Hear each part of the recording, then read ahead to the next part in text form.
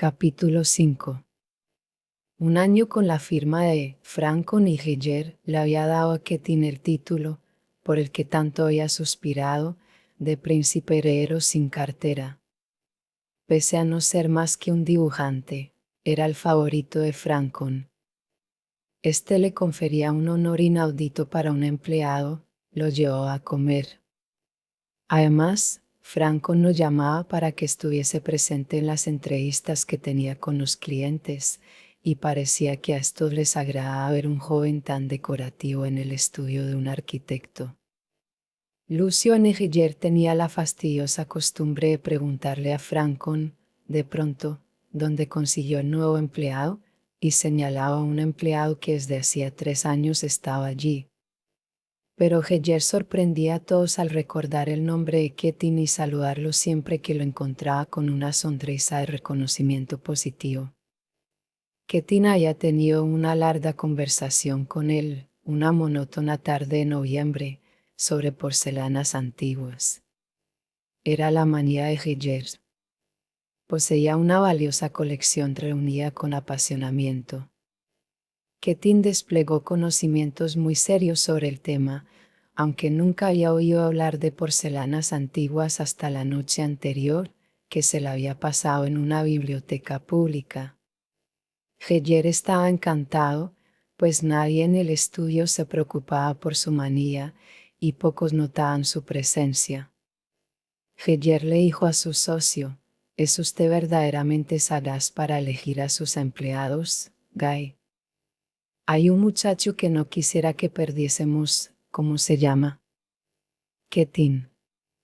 «Sí, en efecto», respondió Francon sonriéndose. «Sí, en efecto». En la sala de dibujo, Ketin se concentraba en Tim Davis. El trabajo y el dibujo eran solamente insignificantes detalles en la superficie de sus días. Tim Davis era la sustancia y la forma del primer escalón de su carrera. Davis permitía que Ketin le hiciera la mayor parte de su propio trabajo, al principio, del trabajo nocturno, después, también, parte del trabajo del día, secretamente primero, públicamente después.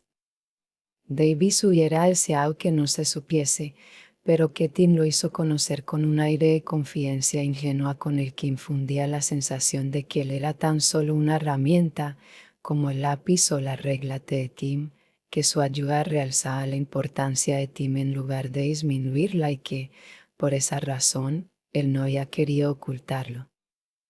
Al principio, las instrucciones se las daba Davis. Después el dibujante principal tomó el arreglo como ya establecido y empezó a darle a Ketin las órdenes que debía darle a Davis. Ketin siempre estaba allí, sonriéndose y diciendo: «Yo lo haré, no incomode a Tim con esas bagatelas, yo me preocuparé de esto». Davis cedía y le permitía llevar las cosas adelante, fumaba mucho, se tendía con las piernas cruzadas desganadamente sobre el travesaño de un banquillo, cerraba los ojos para pensar en el aire y de cuando en cuando decía: «¿Estás listo, Peter?». Davis se había casado con Elaine en la primavera. Frecuentemente iba tarde al trabajo.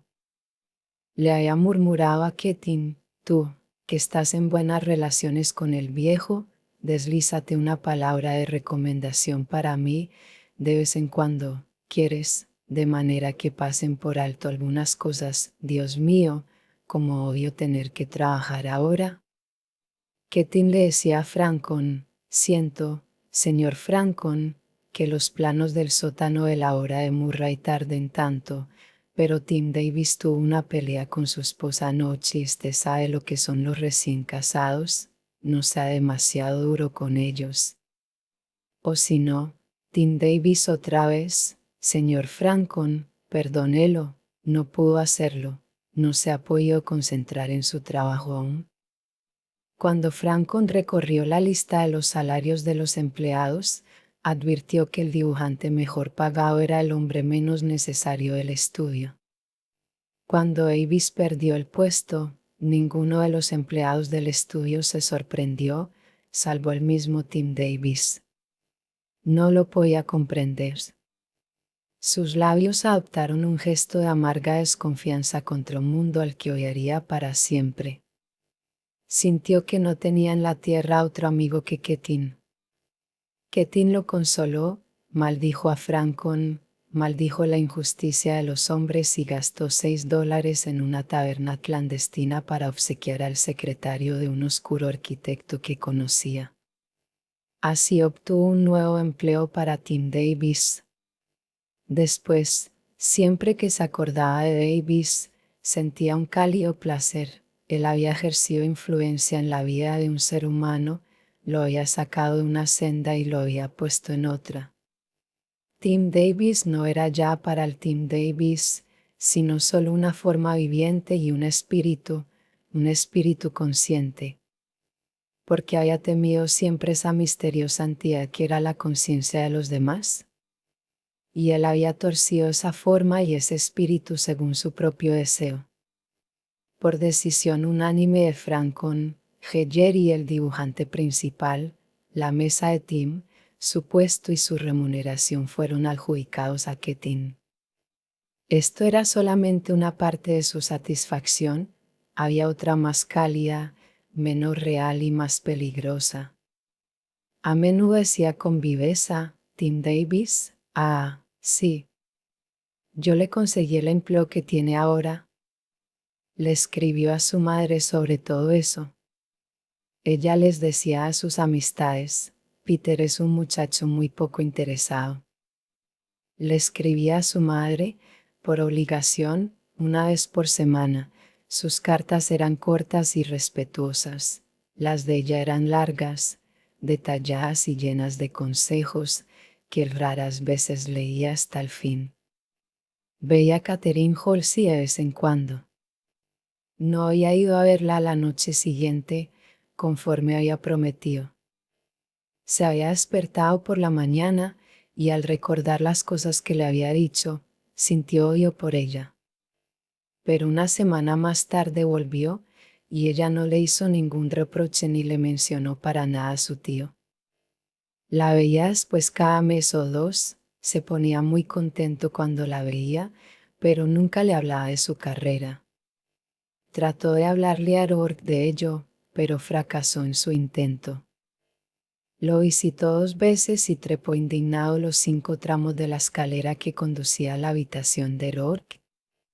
Lo saludó con entusiasmo, quería confiarse a él, no sin saber qué clase de confianza necesitaba, ni porque estaba convencido de que ésta solo podía proceder de Rourke. Le habló de su empleo y le preguntó con sumo interés acerca del estudio de Cameron. Rourke le escuchó y contestó a todas sus preguntas de buen grado, pero Ketin, al ver los inmóviles ojos de Rourke, sentía que estaba golpeando contra una plancha de hierro y que ambos estaban hablando lenguajes distintos. Antes que terminara la visita, Ketin se dio cuenta de los puños gastados de Rourke, de sus zapatos y el remiendo en la rodilla de sus pantalones, y se sintió satisfecho. Se fue sonriendo de gozo, pero también sintiéndose miserablemente incómodo y preguntándose por qué ocurría tal cosa. Acabó jurando no volver a ver a Rourke, pese a saber que tendría que verlo nuevamente. Bueno, dijo Ketin, no tuve valor para invitarla a comer, pero vendrá conmigo a la exposición de Mawson pasado mañana. ¿Qué le parece? Se sentó en el suelo, descansando la cabeza en el borde de un sofá, extendiendo las piernas. Llevaba un pijama color de chartreuse, de Guy Francon, que flotaba en sus piernas. Por la puerta abierta del cuarto de baño vio a Francon, de pie junto al lavabo, con el vientre aplastado contra el borde brillante, limpiándose los dientes. Espléndido, dijo Francon, hablando con la boca llena de la espuma del dentífrico. Eso servirá también. ¿No le parece? No. Pero caballero Peter, se lo expliqué ayer antes de que saliéramos. El esposo de la linda señora Anlap piensa edificar una casa para ella. Sí, respondió Ketin débilmente, separando de la cara los enmarañados rizos negros. Ahora recuerdo. Dios mío, qué cabeza tengo. Recordó vagamente la fiesta a la cual Franco no había llevado la noche anterior, recordaba el caviar servido en un pedazo de hielo ahuecado, el negro traje de noche y la linda cara de la señora de Anlaab, pero no pudo recordar cómo había venido a terminar en el departamento de Francon. Se encogió de hombros. Había ido a muchas fiestas con Francon el año anterior y a menudo había sido llevado allí en esa misma forma. No es una casa muy grande, dijo Francon, con el cabo verde del cepillo saliéndole por la boca. 50.000 o algo así, según creo. Son gente de poca monta, de cualquier manera, pero el cuñado de la señora Anlap es Quimby, dueño de muchísimas propiedades. No estaría mal tener una cuña en esa familia. Hay que ver cómo lleva a cabo el encargo, Peter. ¿Puedo contar con usted? Desde luego, dijo Ketin, bajando la cabeza. Puede contar conmigo. Se sentía tranquilo mientras se contemplaba los dedos de los pies y pensaba en Stendhal, el dibujante de Francon. No quería pensar, pero su imaginación saltó a Stendhal automáticamente, como lo hacía siempre, pues Stendhal representaba su próximo escalón. Stendhal era reacio a la amistad. Los intentos de Ketin se habían estrellado durante 2 años contra el hielo de sus anteojos. En la sala de dibujos se murmuraba lo que Stendhal pensaba de él, pero pocos osaban repetirlo, salvo entre comillas. Stendhal lo decía en voz alta, aunque sabía que las correcciones que llevaban sus dibujos cuando eran devueltos de la oficina de Francon estaban hechas por la mano de Ketin. Pero Stendhal tenía un punto vulnerable. Desde algún tiempo estaba haciendo planes para dejar a Francon y abrir un estudio propio. Había elegido un socio, un arquitecto joven sin talento alguno, pero que había heredado dinero. Stendhal estaba solamente esperando la oportunidad. Ketin no podía pensar en otra cosa. Pensaba nuevamente en ello, echado allá, en el dormitorio de Francon. 2 días más tarde, cuando acompañó a la señora Anlap a la exposición de pintura de cierto Frédéric Moussan, su decisión estaba tomada. La condujo a través de la rala multitud, tomándola del brazo de vez en cuando y mirando con más frecuencia su cara joven que los cuadros. Sí, dijo él mientras ella se detuvo obligadamente en un paisaje, un cementerio de autos, tratando de dar a su rostro la expresión de admiración que se esperaba de ella. Magnífico trabajo, note los colores, señora Anlap. Se dice que Moussan ha pasado épocas terribles. Es la historia de siempre, hasta ser reconocida. Historia vieja y dolorosa. Es lo mismo en todas partes. En mi propia profesión, incluso. Sí, dijo la señora Anlap, que en aquel momento parecía preferir la arquitectura. Mire esto, dijo Ketin, deteniéndose frente a una pintura que representaba una vieja bruja que se hurdaba a los pies en una feria. Esta es una muestra del arte como documento social. Se necesita ser una persona de valor para apreciarlo. Es sencillamente maravilloso, dijo la señora Anlap.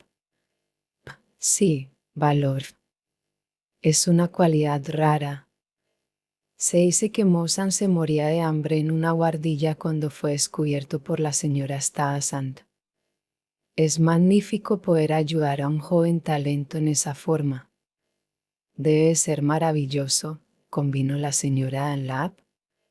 Si yo fuese rico, dijo Ketin pensativamente, haría una de mis manías, concertar la exposición de un nuevo artista, costear el concierto de un pianista nuevo, tener una casa edificada por un nuevo arquitecto. ¿Sabe usted, señor Keating, que estamos haciendo planes con mi esposo para edificar una casita en un island? ¿Verdad? Es usted muy encantadora, señora Ann Lapp, al revelarme tal cosa a mí. Es usted demasiado joven, si me perdona por decirle tal cosa. ¿No sabe que corre el riesgo de que yo llegue a serle molesto tratando de interesarla en mi firma? ¿O es que está segura y ya eligió arquitecto? No, dijo ella con encanto, realmente no me importaría el peligro. He pensado en la firma de Francon y Heyer en estos últimos días. He oído decir que son muy buenos. Oh, sí. Gracias, señora Ann Lapp. El señor Francon es un gran arquitecto. Oh, sí. ¿Qué pasa? Nada, absolutamente nada. No es verdad. ¿Qué pasa? ¿Quiere realmente que se lo diga? ¿Por qué no? Bien. Mire, Dave Francon no es más que un hombre. No se cuida para nada de su casa. Es uno de esos secretos profesionales que yo no debería divulgar, pero no sé qué hay en usted que me obliga a ser honrado. Los mejores edificios que proyecta nuestro estudio son concebidos por Stendhal. ¿Quién? Claude Stendhal. Nunca habrá oído ese nombre, pero lo oirá cuando alguien tenga el valor de descubrirlo. Ya ve, él hace todo el trabajo, es el verdadero genio detrás de la escena, pero Frank compone su firma y recibe todo el crédito. Así se hace en todas partes. Pero, ¿por qué aguanta todo eso el señor Stendhal? ¿Qué puede hacer él? Nadie quiere darle una mano. Usted sabe cómo es la mayoría de la gente, prefiere la senda trillada, paga 3 veces más el precio de una cosa solamente porque tiene la marca de fábrica. Lo que hace falta a la gente es coraje. Stendhal es un gran artista, pero pocas personas están capacitadas para advertirlo. Él está dispuesto a continuar por su cuenta si encuentra una persona prominente, como la señora Stuyvesant, que le dé una oportunidad. ¿Realmente? Qué interesante. Siga hablándome de eso. Le contó muchas cosas más, pero habiendo terminado el recorrido de las obras de Frederick Moussan, la señora Ann Lapp se despidió de Keating diciéndole: es una amabilidad, una extraordinaria amabilidad, de parte suya. ¿Está seguro de que no tendrá ninguna complicación en su oficina si me concierta una entrevista con el señor Stendhal? No me animaba a sugerírselo, y le agradecería que no se molestase. Es usted tan altruista, que pocos habrían procedido así en su situación. Cuando Keating se acercó a Stendhal a proponer la comida, éste le escuchó sin decir palabra. Después, moviendo la cabeza, dijo bruscamente: ¿qué gana usted con eso? Pero antes que Keating pudiese contestar, el otro echó de pronto la cabeza atrás y dijo: oh, ya veo. Después largó sus delgados labios en señal de desprecio. De acuerdo. Iré a la comida. Cuando Stendhal dejó el estudio de Francon y Heyer para abrir el suyo propio, empezando con la construcción de la casa de Ann Lapp, Ray Francon rompió una regla en el borde de la mesa y le rugió a Keating: ese bastardo. Ese impenetrable bastardo. Después de todo lo que yo he hecho por él. ¿Qué esperaba? Dijo Keating, que se hallaba tendido en un sillón bajo, delante de él. Así es la vida. Pero lo que no alcanzo a comprender es cómo se enteró ese canalla. Quitarnos el trabajo de nuestras narices. Bueno, yo nunca confié en él desde ningún punto de vista. Keating se encogió de hombros. La naturaleza humana. La amargura de su voz era sincera. Nunca había recibido gratitud por parte de Stendhal. Al partir, lo único que le dijo fue: «Usted es más barato de lo que yo había creído. Buena suerte. Será un gran arquitecto algún día». De esta manera logró que tiene el puesto de jefe proyectista de Francon y Heyer. Francon celebró el acontecimiento con una modesta orgía en uno de los restaurantes más tranquilos y costosos. «En un par de años», dijo, y repitió, «en un par de años, verá qué cosas ocurrirán». Peter es un buen muchacho, le estimo y verá las cosas que haré con usted. ¿Acaso no he hecho ya mucho? Va ascendiendo, Peter, en un par de años. Tiene la corbata torcida, dijo Ketin secamente, y se está volcando el cognac sobre el chaleco. Al enfrentarse con su primer proyecto, Ketin se acordó de Tim Davis, de Stendhal, de muchos otros que habían querido, que habían luchado, que habían puesto manos a la obra y que habían sido vencidos por él. Experimentaba una sensación de triunfo. Era una tangible afirmación de su grandeza. De pronto se encontró en una oficina cerrada, contemplando un pliego en blanco, solo. Había algo que rodaba por su garganta hacia el estómago, algo frío y hueco. Era la antigua sensación de un agujero que iba cayendo. Apoyóse en la mesa, cerró los ojos. Antes nunca le había parecido tan real lo que se esperaba que él realizara: llenar un pliego de papel, crear algo sobre un pliego de papel.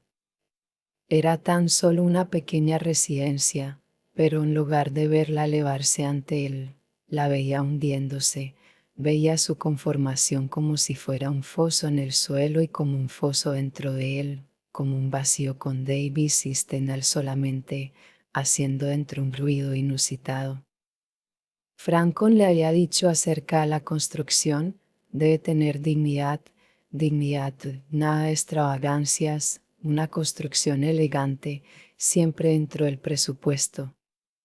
Esa era la manera que tenía Francon de dar ideas al proyectista, dejándolo en libertad para que las ejecutase. Ketin sentía un frío estupor al pensar que los clientes se le reirían a la cara. Oía la voz débil y omnipotente del Suerstuy indicándole las oportunidades que se le ofrecían en el gremio de los fontaneros. Oyó todas las piedras que hay en la superficie de la tierra y se odió a sí mismo por haber elegido la profesión de arquitecto. Cuando empezó a dibujar, trató de no pensar en el trabajo que estaba haciendo, sino en que si Francon no había hecho, y Stendhal, y Heyer y todos los otros, él también tenía que poder si quería.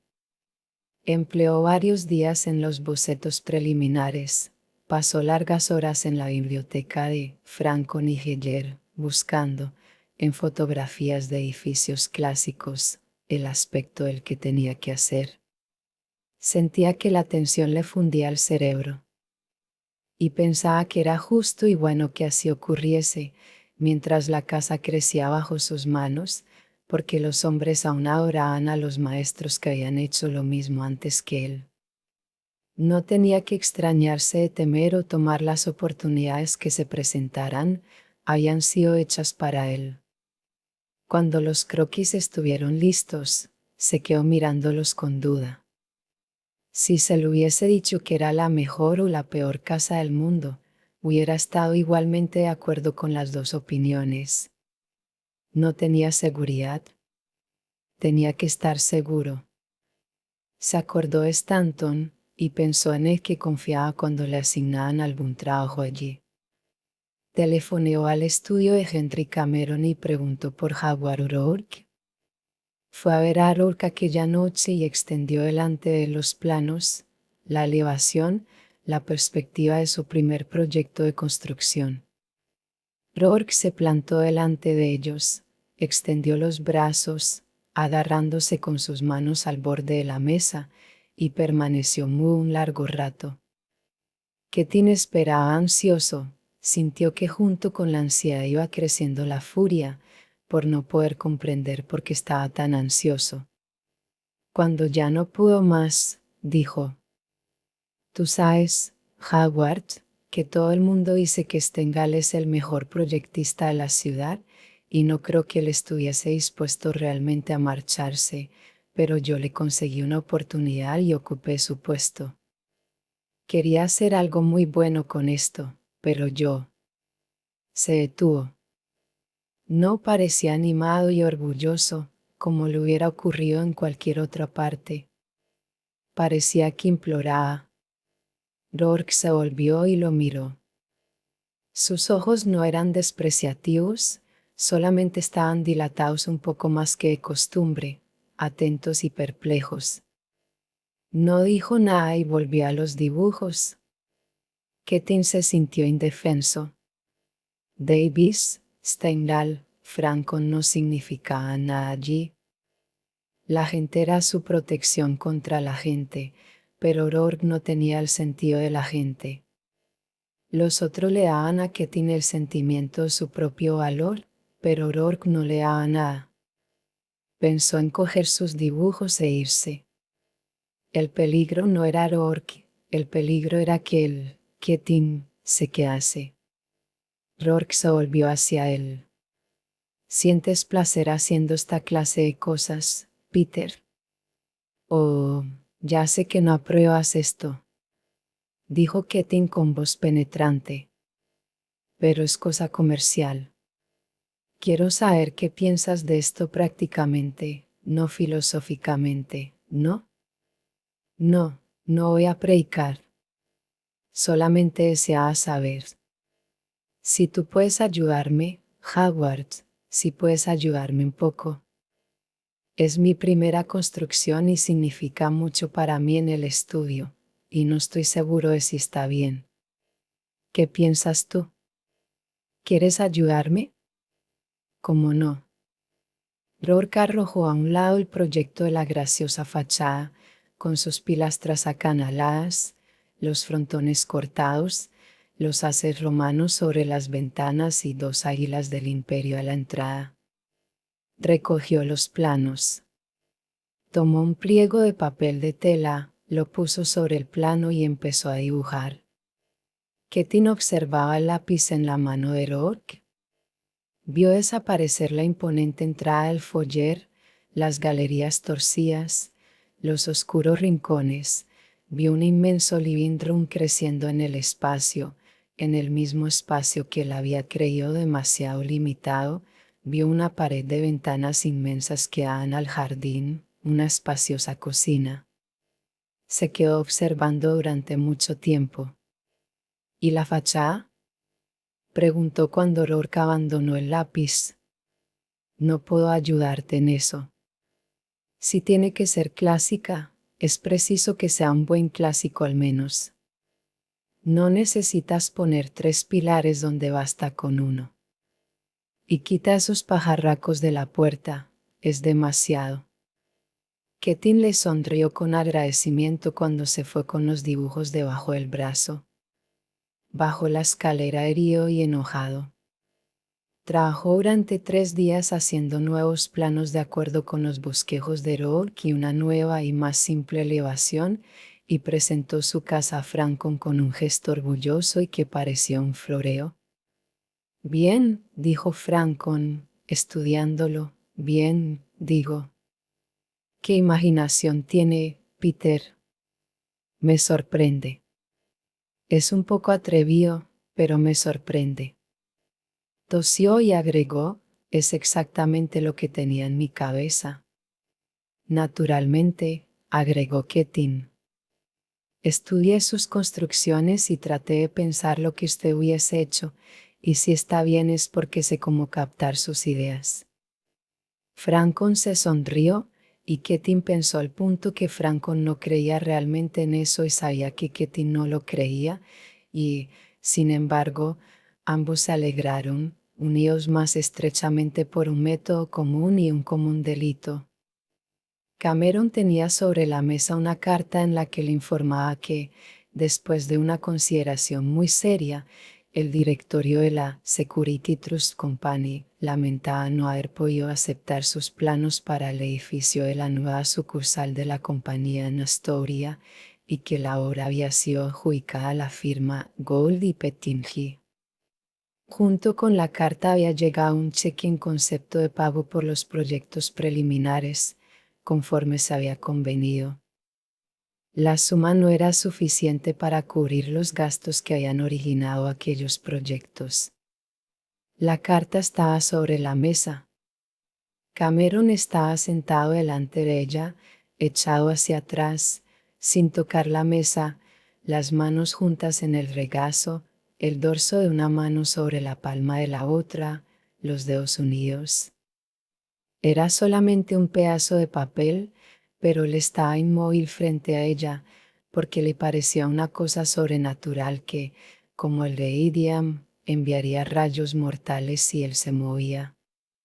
Durante 3 meses había esperado el encargo de la Security Trust Company.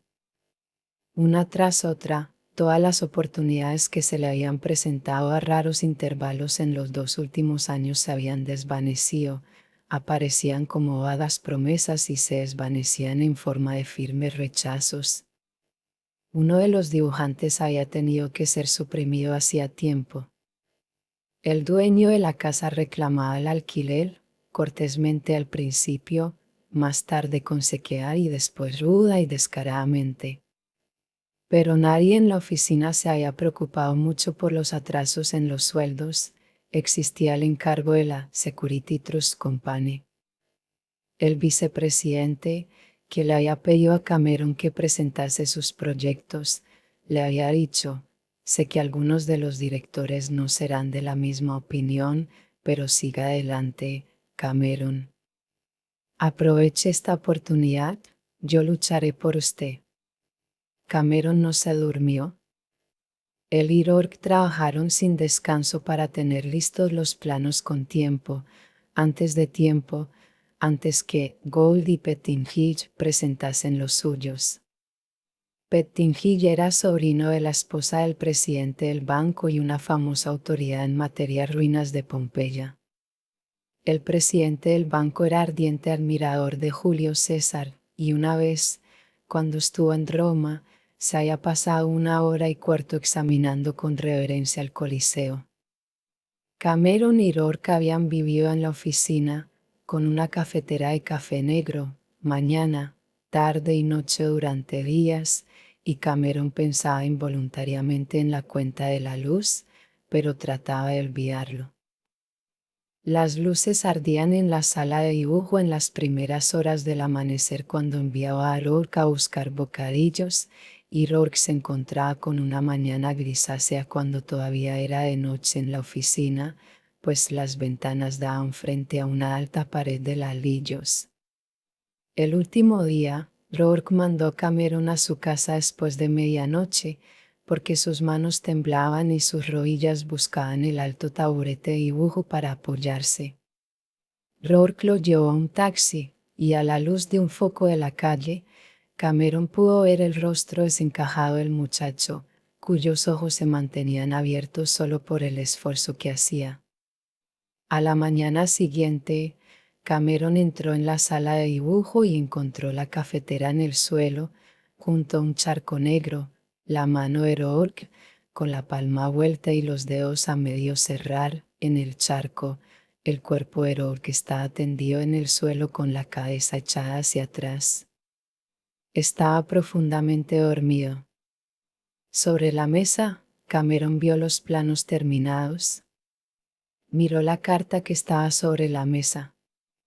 Lo malo era que no podía pensar en aquellas noches que había pasado, no podía pensar en el edificio que debía haberse erigido en Astoria y en el que ahora tomaría su lugar. Pensaba solamente en la cuenta impagada de la compañía de electricidad. En los 2 últimos años, Cameron solía desaparecer de la oficina durante semanas, y Rourke no lo podía encontrar en su casa. Sabía lo que ocurría, y lo único que podía hacer era esperar que Cameron volviese sano y salvo. Cameron había perdido hasta la vergüenza en su agonía, y llega a la oficina tambaleante, sin reconocer a nadie, descaradamente borracho y haciendo alarde de ello en el único lugar del mundo que siempre había respetado. Rourke aprendió a enfrentarse con su propio casero con la simple respuesta de que no podía pagarle hasta la semana siguiente. El propietario le temía y no volvió a insistir. Peter Keating había oído algo de esto, pues que siempre oía algo de las cosas que deseaba saber. Fue una noche a la helada habitación de Rourke y se sentó sin quitarse el abrigo. Sacó de su cartera 5 billetes de $10 y se los entregó a Rourke. «Los necesitas, Rourke, sé que los necesitas», le dijo. «No empieces a protestar ahora, puedes devolvérmelos cuando quieras». Rourke lo miró sorprendido, tomó el dinero y dijo: «Sí, los necesito». «Gracias, Peter». Entonces, Keating agregó: «¿Qué diablos están haciendo, perdiendo el tiempo con el viejo Cameron? ¿Qué necesidad tienes de vivir de esta forma? Déjalo y vente con nosotros». «No tengo más que hablar». «Francon estará encantado. Empezarás con 60 por semana». Rourke sacó el dinero del bolsillo y se lo devolvió. «No quise ofenderte». «Yo tampoco. Pero por favor, Howard, acéptalos de cualquier modo». «Buenas noches, Peter». Rourke estaba pensando en eso cuando Cameron entró en la sala de dibujo con la carta de la Security Trust Company en la mano. Le entregó la carta a Rourke, sin decirle nada, y se volvió a la oficina. Rourke leyó la carta y lo siguió. Siempre que perdían algún trabajo, sabía que Cameron necesitaba verlo allí para hablar de otras cosas y buscar el apoyo en la confianza que su presencia implicaba. Sobre la mesa de Cameron vio un ejemplar del New York Banff. Era el diario más importante de la gran cadena Winnan. Era un diario que hubiera esperado encontrar en una cocina, en una peluquería, en una sala de recibo de tercera clase, en el subterráneo, en cualquier parte menos en el estudio de Cameron. Cameron advirtió cómo lo miraba y se sonrió burlonamente. «Lo compré esta mañana, cuando venía para aquí». «Es curioso, ¿no es cierto? Nunca lo hubiera conocido si no hubiésemos recibido esa carta hoy. Y, sin embargo, parece que esta carta y el diario son cosas que están de acuerdo. No sé por qué lo compré. Supongo que por un sentido simbólico. Mírelo, Howard, es interesante». Rourke le echó una ojeada. La primera página tenía una fotografía de una madre soltera, con gruesos labios pintados, que había matado a su amante. El retrato encabezaba la primera parte de la autobiografía y un relato detallado del juicio.